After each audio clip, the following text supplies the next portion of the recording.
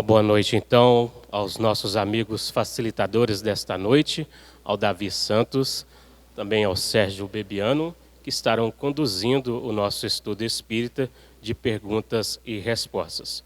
Para dar início, uma pergunta ao Davi.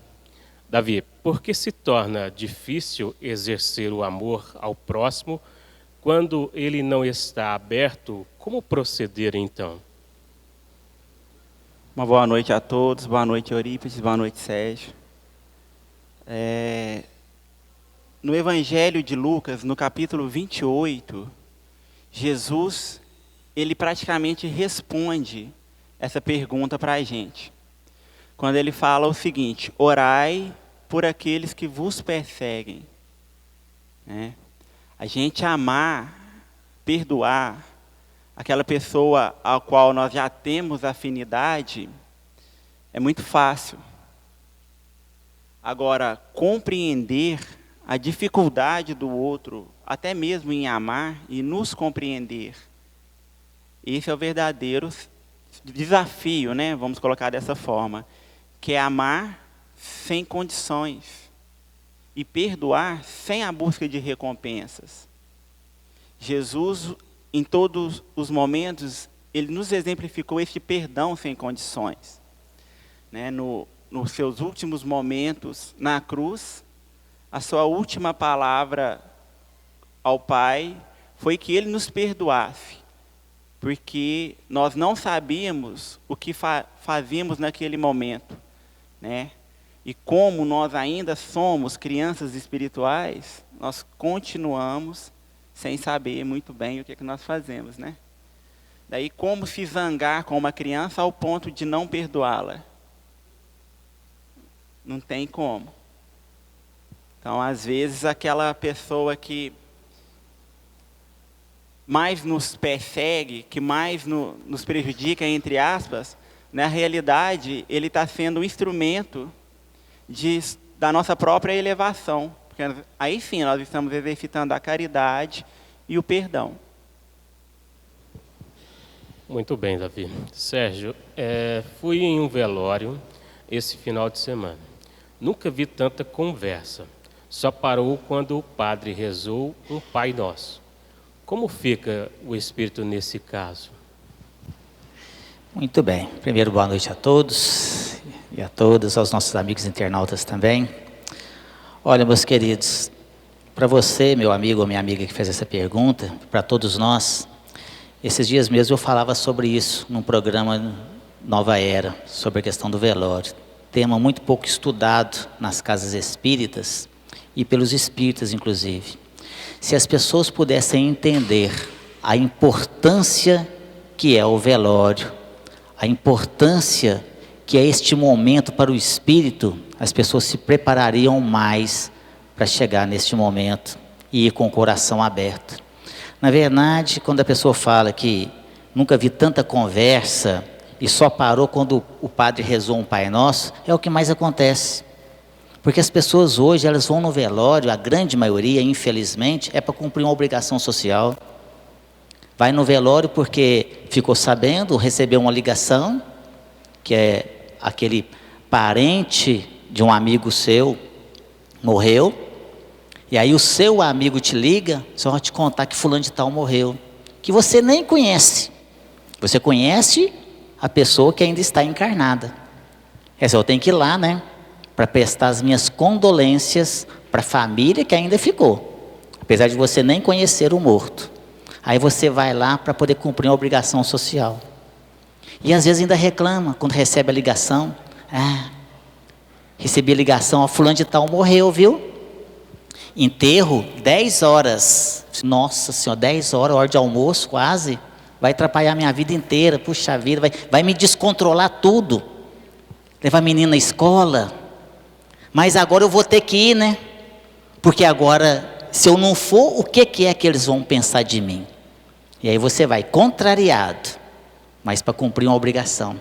Aí chega lá, encontra um monte de gente, porque lugar para você encontrar amigos que você não vê há muito tempo é velório e casamento.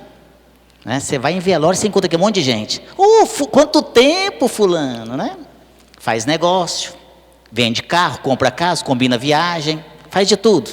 Conta piadas, as piadas, ri ali, conversa fiado. Quando conhece o defunto ali, fala mal dele ainda. Também, né? Tinha que morrer mesmo, cachaçada danada, né? Só fazia isso, só fazia coisa errada, bebia todas, fumava todas. E o coitado ali, não raro, escutando tudo aquilo.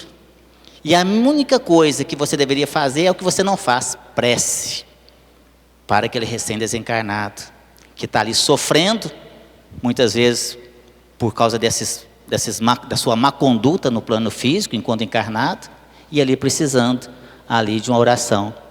E aí há uma dificuldade muito grande de desligamento do espírito do corpo físico, né? Ou seja, o perispírito, que é o corpo físico, está ainda ligado muitas vezes ao corpo físico, pelos laços perispirituais ou liames, como queiram.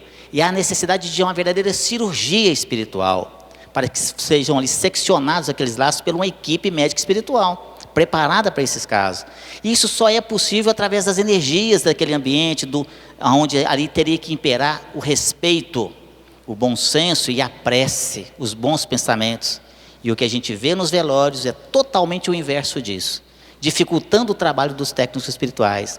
Aí quando vem uma boa alma, como um padre, por exemplo, e aí reza um Pai Nosso, que é uma oração universal, mesmo que a pessoa ela não comunga daquilo, ou não faz a prece de coração, pelo menos ela cala a boca, pelo menos fica quieta. E aí é nessa hora que a espiritualidade corre para chegar lá e cortar depressa para tirar o espírito daquilo ali, porque senão não dá tempo. Então, meus queridos, se não der para você ir no velório, não vá. Faz uma prece.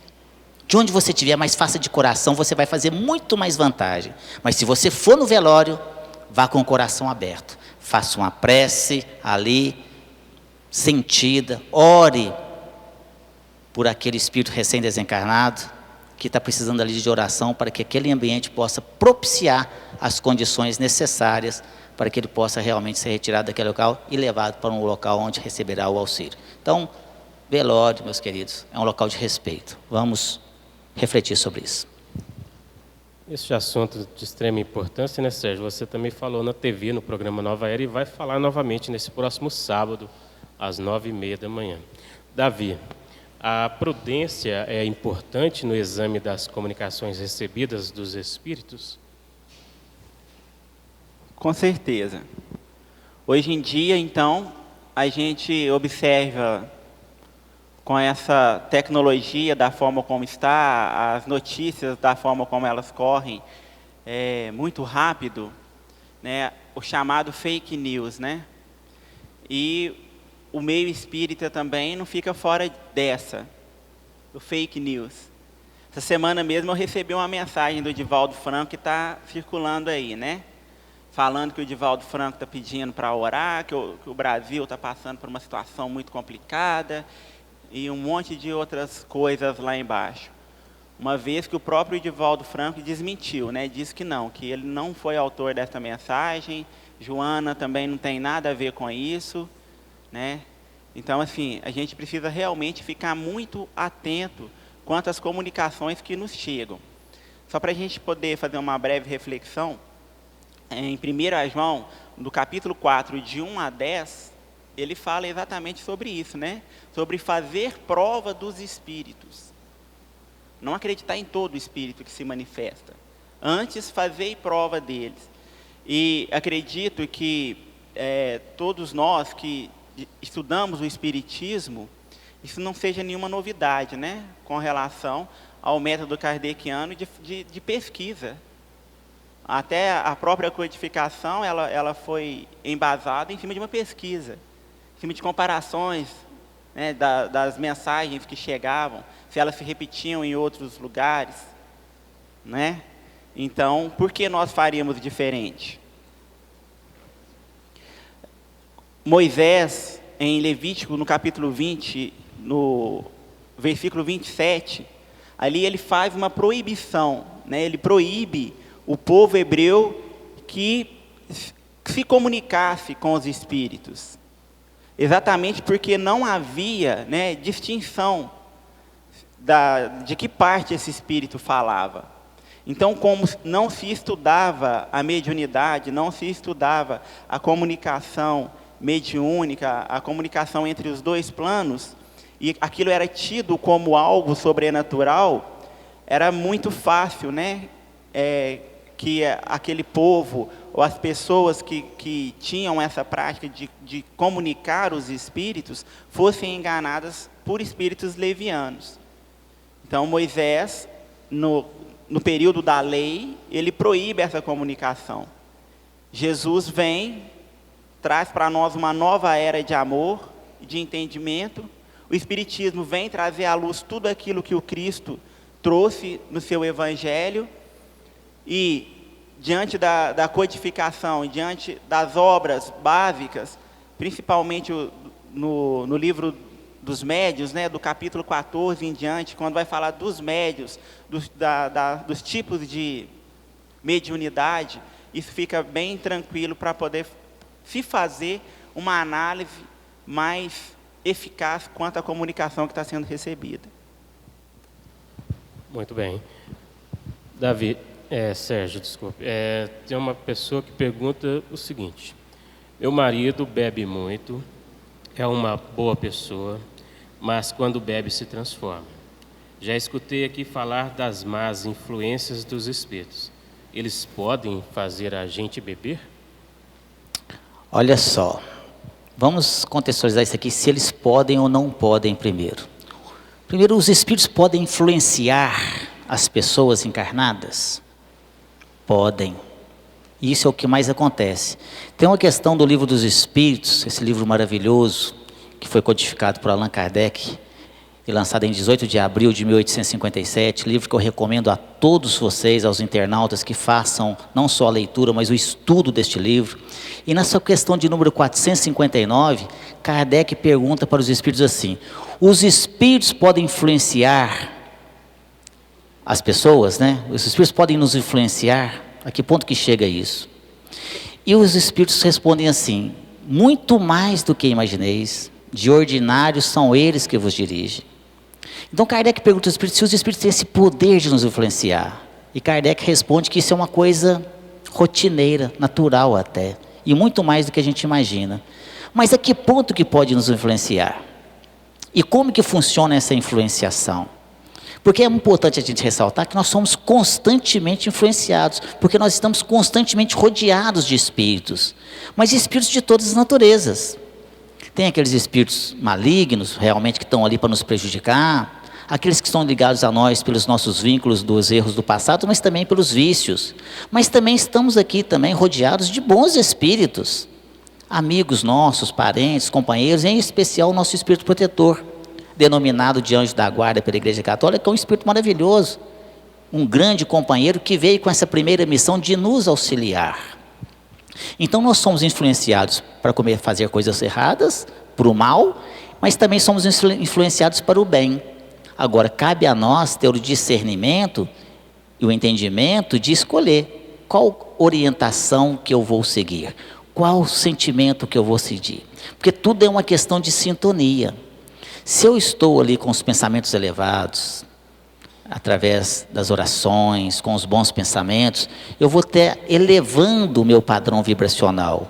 Consequentemente, eu vou sintonizar com os bons amigos espirituais. O inverso disso também é verdadeiro. Se eu baixo a minha guarda, ou seja, se eu baixo as minhas vibrações, através dos maus pensamentos, da maledicência, das minhas más ações, eu estarei sintonizando com entidades desse rameirão comum, permitindo uma aproximação maior desses espíritos, aí, que dito por todos nós, normalmente chamamos de obsessores, né, que estão vagando por aí constantemente, e vão se aproximar de nós. E aí pode sim começar um processo obsessivo que vai complicar muito mais a nossa vida. E ele pode fazer a gente beber? Pode, mas como? Porque o espírito ele já tem uma queda para aquilo também. A pessoa também gosta. Porque, veja bem, quando eu falo sintonia, nós também temos que estar querendo. Um espírito dessa natureza que o nosso amigo ou nossa amiga coloca aqui, né, no caso é a nossa irmã, que é o marido dela que está bebendo, ele gosta de bebida. Então ele já tem uma queda para isso. Espíritos viciados, dessa natureza vão ficar perto dele. Mas espíritos dessa natureza não se aproximam de mim. Por quê? Porque eu não bebo, eu não fumo, eu não uso drogas. Então eu não tenho o que ele quer, o que ele gosta. E não adianta um espírito dessa natureza chegar no meu ouvido e ficar assim: vão beber, vão fumar. Não vai adiantar nada, porque eu não gosto, eu não quero. Então ele não consegue me obrigar a isso. É importante a gente colocar isso. Porque se fala assim, eles podem fazer a gente beber. Não, você bebe porque você quer. Se eu chegar aqui, né, perto do meu amigo Luciano, vai assim: ó, levanta daí, Luciano, vai ali na parede e dá uma cabeçada na parede. Aí o Luciano vai lá e dá uma cabeçada na parede e fala assim: nossa, doeu. Falo, por que você foi? Você mandou. Falo, não, eu mandei, você foi porque você quis. Então quando o Espírito vem e influencia a gente, você vai porque você também quer. Quando a pessoa tem uma queda para a bebida, para o fumo ali, né, para as drogas, ele já tem um potencial. E aí o que acontece? Os espíritos, e aí eu falo os espíritos, porque normalmente assim não é um só, é uma falange de viciados, se aproximam dele e induzem a bebida. O espírito quer beber. Como o espírito não tem mais um corpo físico, ele não consegue pegar um copo para beber. Então o que ele faz? Ele se aproxima de alguém que já tem uma queda para isso, e induz aquela pessoa a bebida que já gosta, e a pessoa começa a ficar doida, né? Que vontade, aquela vontade, potencializa aquela vontade dela. E é por isso que às vezes a gente vê num barzinho, a pessoa assim: põe um aí para mim, põe mais uma, põe outro. O cara não para, vai uma atrás da outra, porque tem um monte de entidade ali sugando, vampirizando, são esses vampiros. Eles não bebem o líquido, mas as emanações alcoólicas, se satisfazendo com esse suposto prazer. E aí a pessoa só vai ali se afundando cada vez mais. Tem uma palestra do nosso companheiro Vicente Cardoso, que é um palestrante aqui dessa casa também, que inclusive está aqui na nossa plateia, nos honrando com a presença. No site do Centro Jesus de Nazaré, tem uma palestra dele, da autoria dele, que se chama Obsessão e Desobsessão. E tem alguns quadros lá nessa palestra que retratam muito bem a que ponto que chega essa influenciação. Depois assistam essa palestra e vocês vão ver como que o espírito se aproxima da pessoa, induzindo aquela pessoa a beber. Então, meus queridos, vamos nos preocupar realmente com isso. Vamos evitar esses vícios que só vão levar a gente para o fundo do poço. Procurar ajuda médica, procurar ajuda homeopata, procurar ajuda espiritual, para que você possa realmente se livrar. Porque além de você estar prejudicando-se espiritualmente, está prejudicando seu corpo físico também. A medicina já nos ensina isso. E tem outra coisa, que eu não vou alongar na resposta em função do nosso pouco espaço de tempo. Quando você está nos vícios em geral, você também está cometendo um suicídio involuntário ou suicídio inconsciente. E aí tem uma palestra, essa da minha autoria, que se chama Suicídio e Suas Consequências. Depois entrem no site e assistam essa palestra, que vocês vão ver a que ponto que chega essa questão dos vícios com relação à questão do suicídio, que realmente nos trará grande sofrimento no plano espiritual. Tá certo? Muito bem, fica a dica do Sérgio. Acesse o site do Jesus de Nazaré para poder ver essas duas palestras aí. Davi, como saber se sou médium? De acordo com o livro dos médiuns, todos nós somos médiuns, né? Eu até separei aqui, eu gostaria de ler na íntegra, porque é bem autoexplicativo, né? O livro dos médiuns, capítulo 14, item 159. Kardec segue da seguinte forma: toda pessoa que sente a influência dos espíritos em qualquer grau de intensidade é médium. Essa faculdade é inerente ao homem. Por isso mesmo não constitui privilégio, e são raras as pessoas que não possuem, pelo menos em estado rudimentar. Então, acho isso fantástico, né? Que é uma faculdade que ela é inerente ao homem. O que desmistifica, né, aquela situação de se endeusar os médiuns, né? Aquelas pessoas que têm uma mediunidade mais ostensiva.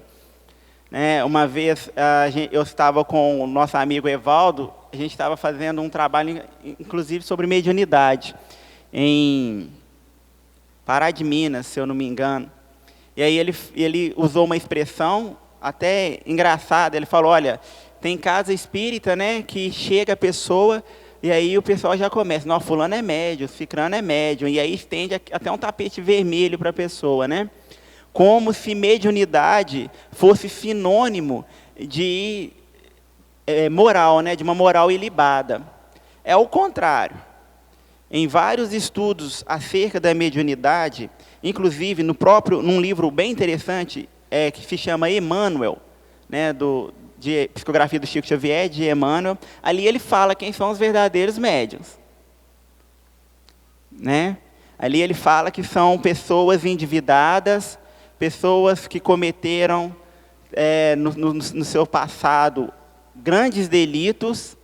Então, por trazerem a consciência muito maculada, né, muito pesada com os crimes, vamos colocar dessa forma, né, com os equívocos do passado, eles rogam a providência divina para que lhe seja emprestada essa ferramenta, a fim de que, através da caridade, ou seja, utilizando-se da mediunidade de uma forma cristã, né, se consiga, então, com essa ferramenta, expiar parte dos delitos cometidos, né, em favor de si próprio e daqueles espíritos e pessoas que vão se beneficiar da comunicação mediúnica oriunda desse indivíduo.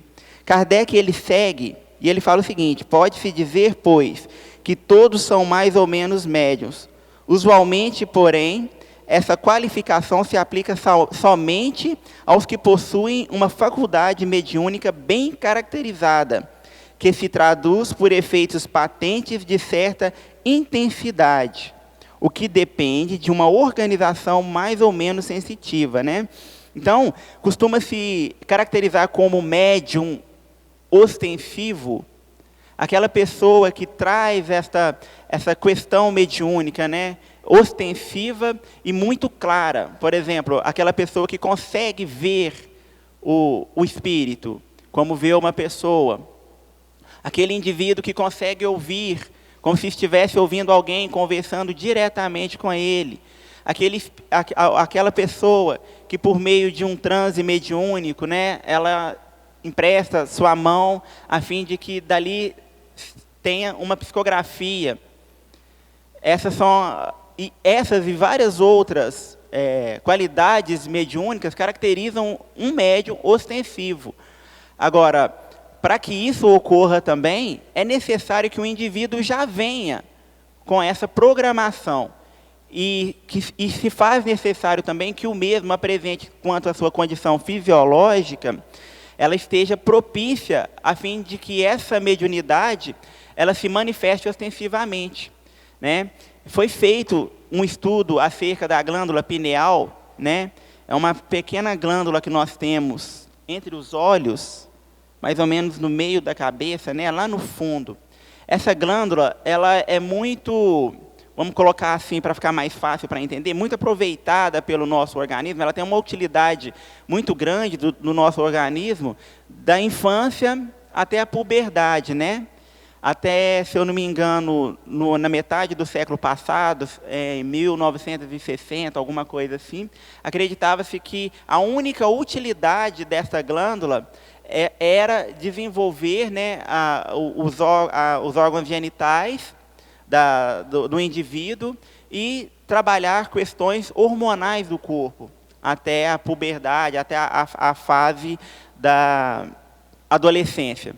Agora, recentemente, foi descoberto, nesta mesma glândula, né, uma diferenciação de alguns indivíduos, que é uma concentração de um certo mineral ali, né, de certos cristais.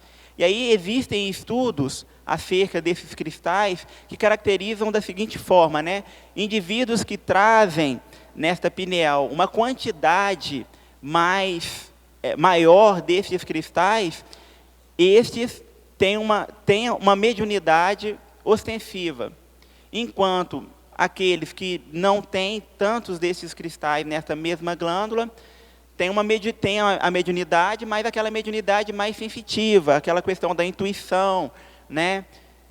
Quem de nós nunca teve uma intuição na vida? Olha, não faz isso não, vai dar errado. Olha, faz isso, né?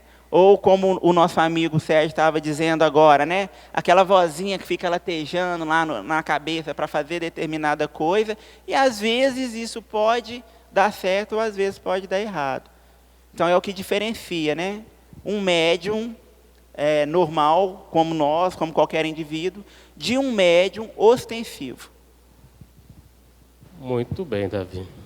Sérgio, a pessoa pergunta: quando estou em casa, tenho muitas crises de ansiedade, pânico e ataques de fúria, onde chego a me machucar.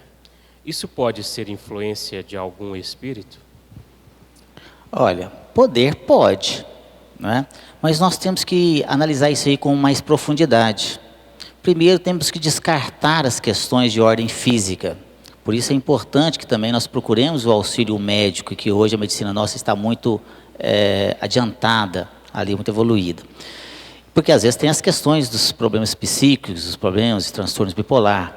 Mas a influência espiritual pode acontecer? Sim, claro que sim. Nós temos que ter o discernimento de que às vezes, se o problema não for físico, se for espiritual, não adianta você ir no médico, você tem que ir na casa espírita. Da mesma forma também, se o problema for físico, não adianta você vir na casa espírita. Se você chegar aqui com o braço quebrado, eu quero tomar um passe. Fala, meu filho, você tem que ir no hospital, aí você errou o lugar, tem que subir o morro aqui, ó. Ah, eu cortei o dedo, o que você está fazendo aqui? Não, você tem que dar ponto, é lá, não é aqui. E se for espiritual, é aqui, não é lá. E tem hora que você tem que ir nos dois. Porque você tem um corpo físico e um corpo espiritual. Isso se chama fé raciocinada.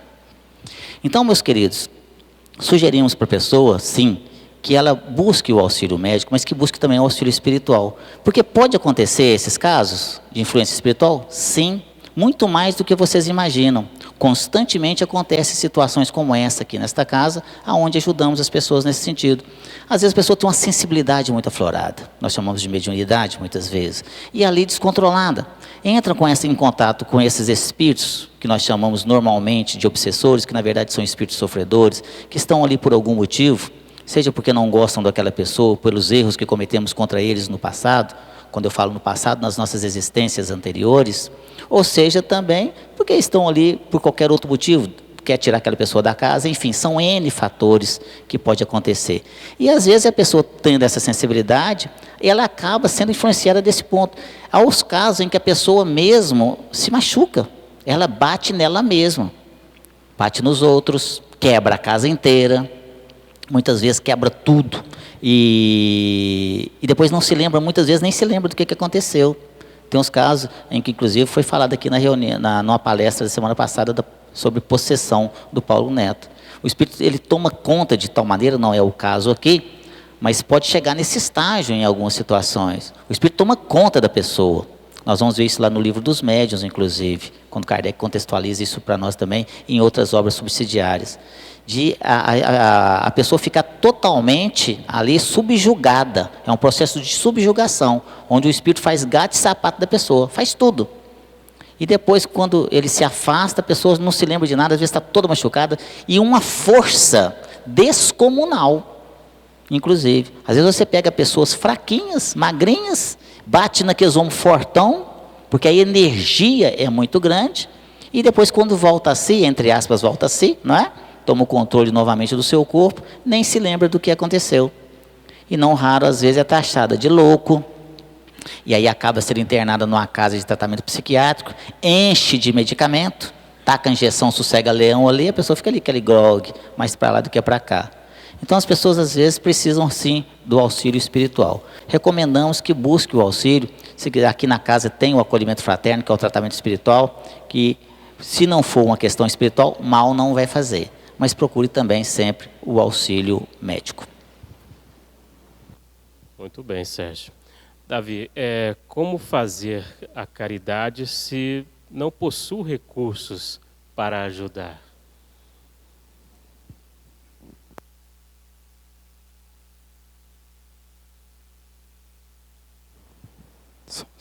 Então, precisamos saber que recursos são esses que a pessoa não possui, né? Eu tenho para mim que ninguém é tão pobre que não tenha nada que possa doar, né? Eu posso doar o meu ouvido, posso doar o meu tempo, posso doar, né? Estar ouvindo alguém. Isso é uma forma de caridade. Hoje em dia nós nos preocupamos muito às vezes, em falar. Nos preocupamos pouco em ouvir o próximo, né?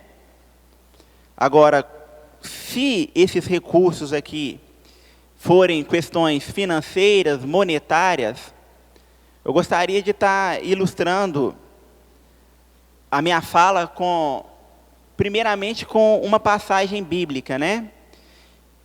Jesus, ele estava com seus discípulos na porta do templo, né? Ela é chamada a Porta Formosa, porque ali era a porta onde ficava o gasofilácio. Gasofilácio era um recipiente onde as pessoas passavam e doavam ali qualquer quantia que lhe aprovesse, a fim de auxiliar na manutenção do templo, né, de Jerusalém. E então, passou ali várias pessoas, passou um homem rico, enfiou a mão na bolsa, encheu a mão de moeda, colocou bem alto e foi jogando as moedas ali para cair, aí todo mundo viu aquele monte de moeda caindo lá dentro, né? Acredito que todo mundo deve ter pensado, nossa, que bacana, esse homem aí, ele é de Deus, né? Ele deu muito dinheiro para o templo. Ao passo que logo em seguida se aproxima uma senhora, já de idade avançada. No Evangelho, ela é descrita inclusive como viúva, né? E ela então enfia a mão na sua bolsa e tira uma moedinha. Uma única moedinha. E muito constrangida, ela deposita aquela moedinha no gasofilácio. E os discípulos então perguntam a Jesus: Mestre, qual dos dois doaram mais? E aí Jesus, a resposta dele é categórica, porque ele fala duas vezes, né? Na Bíblia, quando nós temos uma palavra repetida, não é porque Jesus era gago, não. É porque é no sentido de afirmação daquilo que ele estava querendo dizer. Então ele fala, em verdade, eu vos digo que a viúva foi quem deu mais. E aí é interessante que há uma reticência nesse versículo.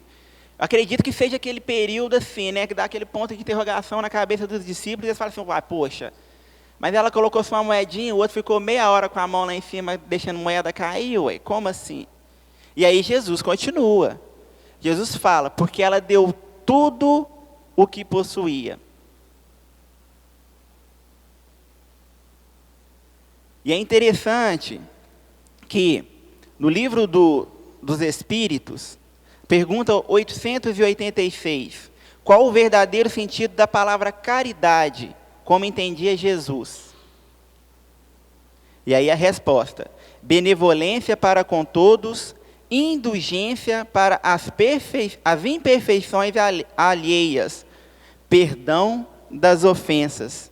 E aí Kardec completa, a caridade, segundo Jesus, não se restringe à esmola, mas abrange todas as relações com os nossos semelhantes, quer se trate dos nossos inferiores, igual ou superiores. E eu costumo falar muito, inclusive com as pessoas que a gente tem assim mais convivência em algum trabalho, em alguma tarefa que a gente às vezes tem, né, o privilégio de participar, e eu falo o seguinte, olha, a maior doação que nós podemos dar é o nosso tempo. Porque se você está dando do seu tempo, você está dando da sua vida. Se eu tiro o meu tempo para estar visitando um enfermo, para estar indo em um asilo, para estar participando de alguma coisa em prol do outro, seja numa visita fraterna, num culto no lar de algum conhecido, de alguém que esteja precisando, eu vou estar me assemelhando àquela viúva, né? Porque eu vou estar dando tudo o que eu tenho. O que nos pertence? Né? A nossa vida quanto espíritos imortais. E uma vez que eu me permito doar aquele tempo para alguém, é algo que não poderá me ser ressarcido. porque o tempo não volta. Então, existem várias formas de se praticar a caridade. E eu tenho certeza que se a gente procurar, do nosso lado mesmo, a gente encontra a oportunidade. Com certeza, sempre é bom pensar sobre este assunto. Sérgio, uma pergunta que chegou agora da plateia. O passista que passa álcool nas mãos, na hora do passe, ele pode atrair a influência dos espíritos alcoólatras? Não, claro que não. Olha só. Veja bem, aqui é simplesmente uma questão de higienização. Eu, particularmente, por exemplo, adoro passar álcool gel nas mãos. Nós temos aí esse vírus H1N1, ele é passado e transmitido pela boca, né, pelo ar e pelas mãos. Então, eu, por exemplo, na minha empresa, tem álcool gel espalhado para todo lado, dentro do meu carro tem álcool gel, na minha casa tem, aqui no centro tem para todo lado. Então, você acaba de cumprimentar uma pessoa, vai lá e passa álcool gel. Você tem que se precaver com relação à questão das doenças. E dessa mesma forma, então ele está lá porque ele já cumprimentou todo mundo, então ele passou álcool gel para uma questão de higienização, para realmente matar os vírus que porventura estejam ali. É simplesmente para isso. O fato de você passar um álcool gel na mão, se fosse assim, eu tinha uma penca de espírito de perto de mim, porque eu adoro, eu acho que eu sou um dos maiores consumidores de álcool gel que existe. Né? Adoro passar, porque além de ficar gostoso, ali, fresquinho, você elimina todos os germes, porventura esteja ali. Então, não se preocupe com isso. Passista passou álcool gel, é para se higienizar mesmo ali, para não ter essa questão dos vírus. E aí você pode ter certeza que não vai estar passando nenhum micróbio para você ali, nenhum vírus ali. Mas não está jogando nenhum espírito alcoólatra para você não, que o espírito não vai estar lambendo a mão do passista, né? Ali, é uma brincadeira, mas isso não acontece. Podem ficar tranquilos com relação a isso. A mesma questão também seria o desodorante, né, Sérgio? Daqui a pouco vai achar que os espíritos estão sugando a pessoa ali por causa do desodorante com álcool. Davi, explique no dizer de Paulo o porquê o dinheiro é a raiz de toda espécie de males.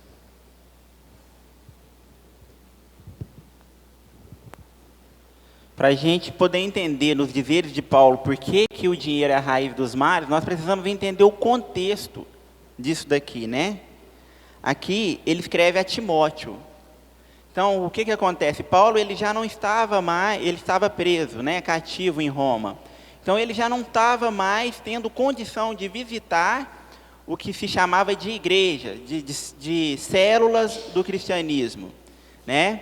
Então, o que acontecia? Muitas pessoas queriam, às vezes, dar as suas ofertas, contribuir para que aquela obra crescesse, né? Então, Paulo, ele faz uma alertiva a Timóteo acerca disso, porque desde que o mundo é mundo, nós encontramos dificuldades em se tratar de dinheiro, né? Essa é que é a verdade. Nós temos essa dificuldade, salvo algumas pessoas que já conseguiram se desvencilhar disso, né? Não tem dificuldade nenhuma com o dinheiro. É extremamente controlado, não deve ninguém, compra só o que recebe ali todo mês certinho, ainda sobra dinheiro para pôr na poupança, né? E aí tem gente que ainda fala assim, olha, família vai tudo muito bem, mas entrou dinheiro, vira briga. Eu já ouvi isso demais. Por que será? E aí vamos entender o que Paulo fala com Timóteo. Está lá, né? Versículo 10. Porque o amor ao dinheiro é a raiz de toda a espécie de males. E nessa cobiça, alguns se desviaram da fé e se transpassaram a si mesmo com muitas dores. Então, olha, como que a fala de Paulo, ela está intrinsecamente ligada à condição que Timóteo se encontrava como liderança daquelas igrejas ali, né? Que ele fala que em função do dinheiro, muitos já haviam se desviado da fé, ou seja, são coisas, é um assunto tão atual que a gente vê isso acontecendo, inclusive hoje em dia mesmo, né? Onde às vezes o dinheiro, ele é colocado em primeiro plano do que a própria pregação do Evangelho. Agora, no livro dos Espíritos, na questão 814, né? Intitulado Provas da Riqueza e da Miséria, a pergunta: por que Deus deu a uns riqueza e o poder e a outros a miséria? E aí a resposta: para provar cada um de maneira diferente. Aliás, sabeis que os próprios espíritos escolheram essas provas e frequentemente nelas sucumbem. Às vezes a gente vê aquela pessoa que é mais abastada financeiramente e quer estar no lugar dela, né? Fala, nossa, eu queria ser o fulano. Fulano não tem preocupação monetária nenhuma. Anda com o carro do ano, tem não sei quantos imóveis, tem não sei quantas propriedades. Mas e aí? O problema não é o dinheiro. O problema é o que se faz com o dinheiro, não é verdade? Porque o dinheiro, eu esqueci em qual questão que está, né, perguntando se algum dia essa diferença social ela se extinguiria da Terra. Não, não vai. Por quê? Porque nós precisamos dessas diferenças para o nosso crescimento. E a riqueza, vamos colocar assim, as fortunas que estão acumuladas pelo mundo, de certa forma, elas são ferramentas para fomentar o progresso. Porque existem entidades, existem pessoas detentoras de fortunas que investem essas fortunas em pesquisas, né? Por exemplo, contra o câncer, contra a AIDS, uma forma de conseguir mais água, né? Dessalinizar a água do oceano para que pessoas tenham mais água potável. São pesquisas que estão em andamento. A própria pesquisa quanto ao espaço, a exploração espacial, tudo isso demanda recursos. Por isso que não é o dinheiro, é o que se faz com esse dinheiro. Muito bem colocado. Sérgio, na casa de meus pais faz muito barulho. É uma casa antiga, barulho de passos, rangidos, portas que abrem sozinha. Falei para eles fazerem o culto no lar. Está certo? São católicos. O padre já foi lá, mas não adiantou nada. Então, primeiro, meus queridos, nós temos que aqui analisar com bastante cautela todas essas questões, porque muitas vezes nós colocamos tudo que acontece na nossa vida como culpa dos espíritos, principalmente os neófitos. Se aconteceu qualquer coisa, foi o espírito. Minha casa está cheia de espírito. Se eu tropecei, foi o espírito que me empurrou. Se eu cortei o dedo, foi o espírito que fez eu cortar o dedo, mas não foi porque você estava lá no WhatsApp, lá lendo, assistindo televisão e fazendo outras coisas, não estava prestando atenção, né? Tropeçou porque você estava lá no WhatsApp, lá andando sem prestar atenção, foi o espírito que te empurrou, não foi o problema do WhatsApp. Então nós temos que tomar cuidado. Aqui ele fala que é uma casa antiga. Então pode ser que é a casa antiga, ali a construção antiga, aí nós temos aqui a questão do calor e do frio, né? Então a madeira, ela pode estalar. Então, todas essas coisas podem acontecer e são de ordem física e não de questões espirituais. Mas pode acontecer essas questões de origem espiritual? Pode também. São normalmente chamadas no linguajar popular de casas mal assombradas. E o que é uma casa mal assombrada? Na verdade, a gente aí, né, a maioria das pessoas imaginam aquela assombração, né? Aquela coisa, aquela figura fantasmagórica, aquele lençol branco indo para lá, indo para cá, e aparecendo e desaparecendo, e fazendo né? Não tem nada disso. São espíritos, isso é uma coisa muito natural de acontecer, acontece muito mais do que vocês imaginam, que ficam lá naquela casa, seja porque estão ligados àquela pessoa, propriamente dita, ou porque estão ligadas naquele local. Às vezes espíritos que já viveram ali durante muito tempo, desencarnaram, a casa foi vendida, e os espíritos continuam ali. É o apego às coisas, a casa é minha, eu comprei, e aí o que acontece? Chegam novos moradores, invadem aquele local que ele acha que é dele. Às vezes acontece desses espíritos nem saberem que morreram, ele não sabe que desencarnou não. Ele está ali na casa e se acha aviltado nos seus direitos. De repente, imagina você que está aqui agora, né? Ou então o nosso amigo aqui da internauta que está nos assistindo nesse momento. De repente eu chego lá na sua casa agora e entro lá, começo a mexer na geladeira, sento no sofá, ligo a televisão. Mas o que esse cara está entrando aqui dentro da minha casa? Né? E aí você vai fazer o quê? Você vai me expulsar de lá. Mas isso se você estiver encarnado, né? Vai chamar a polícia. Mas desencarnado você não consegue. Aí você fica doido, você não pode ser. Você grita, você xinga, você tenta bater e não consegue. Você pega uma vassoura para poder me bater e não consegue bater, você tenta pegar um telefone e não consegue ligar para ninguém, você xinga a pessoa, aí você está lá sentado no sofá, de repente a pessoa senta em cima de você, você pede um copo d'água, ninguém te dá nada, e está mexendo nas suas coisas, e a pessoa fica perturbada. Você não pode, esse monte de gente. Tem um filme que chama Os Outros. Assistam esse filme, quem não assistiu. É interessantíssimo o filme, porque no final é que você vai ver que aquela família que achava que estava ali encarnada, na verdade eles eram os desencarnados, né? E você assiste o filme, é muito interessante, ali com a Nicole Kidman, que é a esposa lá do Tom Cruise, né? Pois é. E aí o que acontece? Esses espíritos ficam ali, muitas vezes ali fazendo barulhos, abrindo portas, e aí é muito mais do que você imagina, é o famoso poltergeist. A televisão liga sozinho, as lâmpadas estouram, copos que saem de repente caem e quebram ali sozinhos, garrafas que caem no chão, coisas que somem. Então é uma série de situações que podem acontecer e que na verdade são obras desses espíritos. E aí está falando aqui que o culpado foi lá, não adiantou nada. Por quê? Porque essa questão que está inclusive no livro dos Espíritos é o exorcismo. Isso não funciona. Você chegar lá e começar a jogar aguinha, sai daqui, né, demônio. E os espíritos, sabe o que faz? Bota as perninhas para cima e fica morrendo de rir. E bom, sai a hora que eu quiser.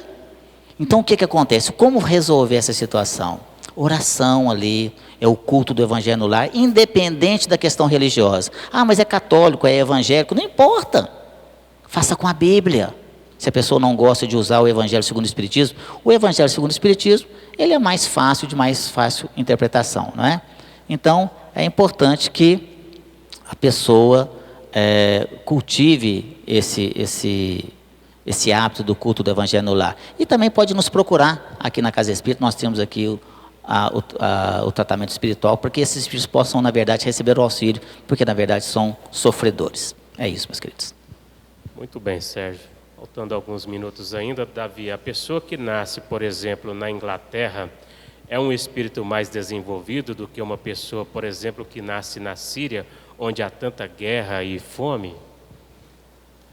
Essa pergunta, ela está respondida no capítulo 9, intitulado Lei de Igualdade. Subtítulo Igualdade Natural, questão 803. Todos os homens são iguais diante de Deus? Sim. Todos tendem o mesmo fim, e Deus fez suas leis para todos. Dizeis frequentemente, o sol brilha para todos. Com isso dizeis uma verdade maior e mais geral do que pensais. Todos os homens serão submetidos às mesmas leis na natureza.